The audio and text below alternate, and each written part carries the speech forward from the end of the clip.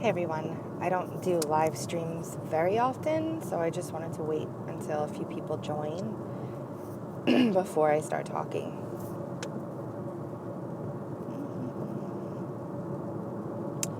One person's here. Hi. 3 people are here. So basically, let me just set this camera. Basically, I just listened to the most amazing interview, or not interview, hour-long segment on the Sean Hannity show, and I shared it on my Twitter.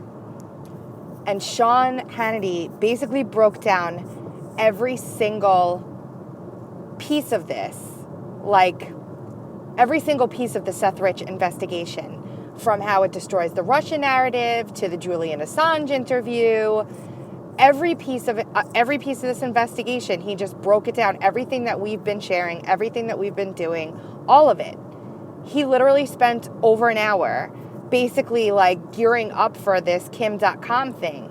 And, you know, I have to say the one thing that kind of bothered me was that he said that he didn't want to share everything he knew. And I don't know if that's because he's waiting for tomorrow or if it's just stuff he can't share yet. But basically, the folks that he had on his show have also been doing investigations of their own. And he had a detective on his show who said the same thing, that this, you know, they're all saying it's a robbery, it's a robbery, it's a robbery, it's a robbery. Well, first of all, he was shot and killed, so it's a murder. End of story, and it should be treated as a murder investigation, especially since they didn't take anything, which we all know. So it was really telling to watch or to listen to, and it's almost like, what timeline are we in? Because for Sean Hannity to put himself out there like this on such a huge story is beyond fantastic, and I'm really surprised about it, to be honest with you. The other thing that I wanted to say is, if you haven't checked jimmyslama.com, her blog has another update where she's got some more information, and a lot of it points back to kind of and we credit him, what George Webb is saying. And I have gotten some feedback from some folks that I know that are kind of echoing the same thing, that Seth Rich had bruises, and that the reason why he had those bruises is because he was roughed up during an interrogation. So Jimmy Zlama and I have been kind of working together to piece that together and get out some new detailed information. I know there's another post from her coming very soon. So keep your eyes peeled for that. She works so hard. The stupid stand is not working. Anyway, she works really hard on her blog, and she's got some really detailed stuff in there. And it does all tie back into Sean Lucas, the DNC lawsuit.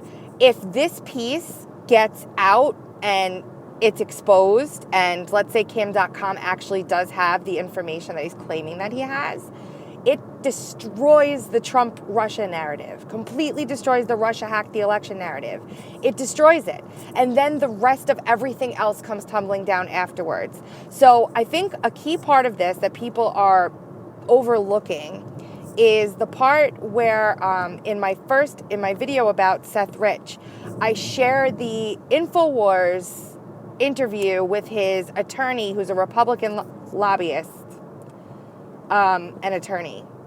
And in that interview, he basically says, and this is back in August, I got 2 phone calls from people close to this who say that they have sources that told them that Seth Rich was murdered by Russian KGB operatives. And Millie Weaver, I believe, is the one who's doing the interview, and she's like, that doesn't make any sense. There's no reason why Russia would want to kill Seth Rich it just didn't make any sense. And they were already trying to tie this to Russia then, in August. So this narrative has been going on for quite a long time. And there are quite a few blog timelines out there that people have graciously shared with me. And Jimmy Zlama does the same thing in her newest blog entry, where she goes through basically times and dates, etc., and so on and so forth. And all of the timelines line up to that one email from Podesta where he says, I'm up for making an example of a suspected leaker, whether there's any basis for it or not. And there was also another tidbit of information that came across where there were 2 people killed in Myrtle Beach, South Carolina, and we're kind of debunking that at this point because it's an editable field that you can edit with employment updates, etc., so on and so forth. I'm just going to pull over here. Hold on. That you can, kind of edit with updates and stuff. So it's not necessarily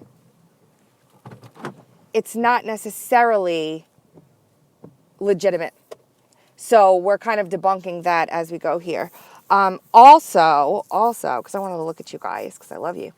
Also, what we're finding, which is not new for us at all, but is getting just worse and worse and worse and worse, and it's annoying, and I have to call it out, is that there are people in this movement with huge names, right?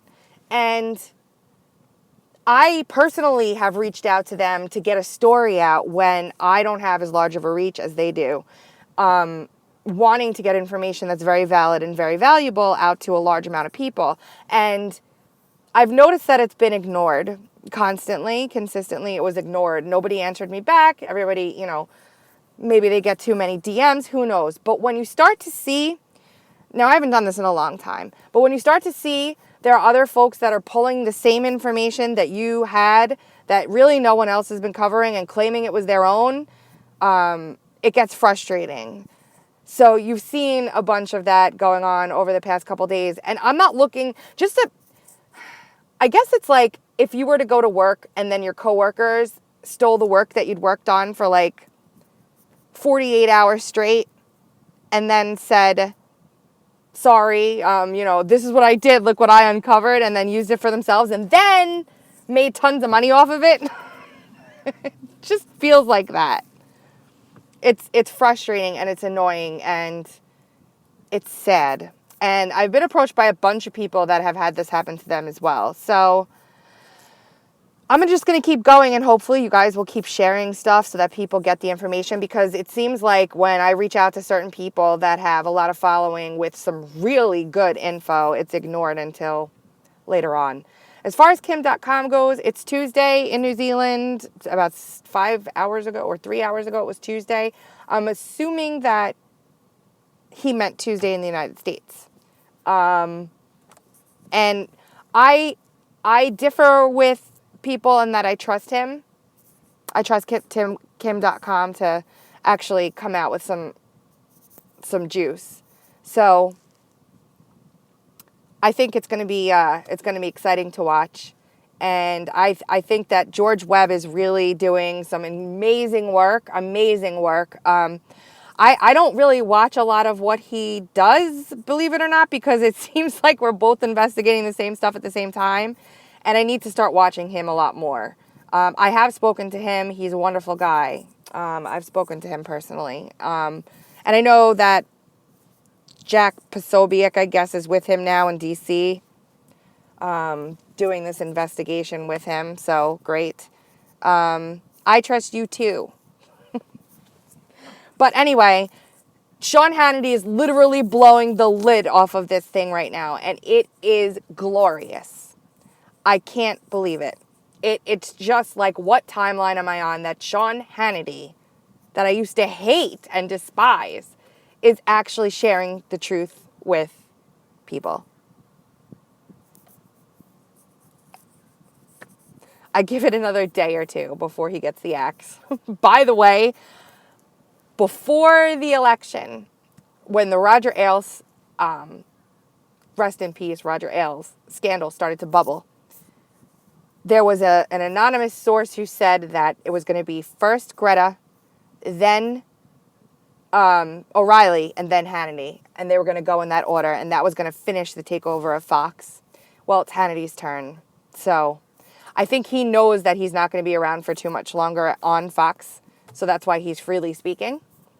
You guys are amazing. I love all of you, and thank you so much for your support and your kind comments and all of the tips that you give me. And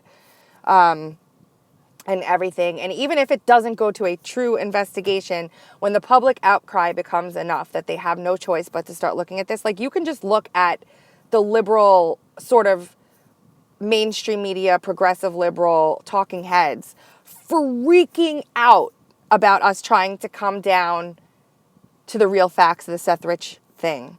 You would think like Bauman, you would think that he would want the truth in this investigation and he would be like, thank you for this evidence, because it's hard evidence that people are providing. It's not like it's circumstantial.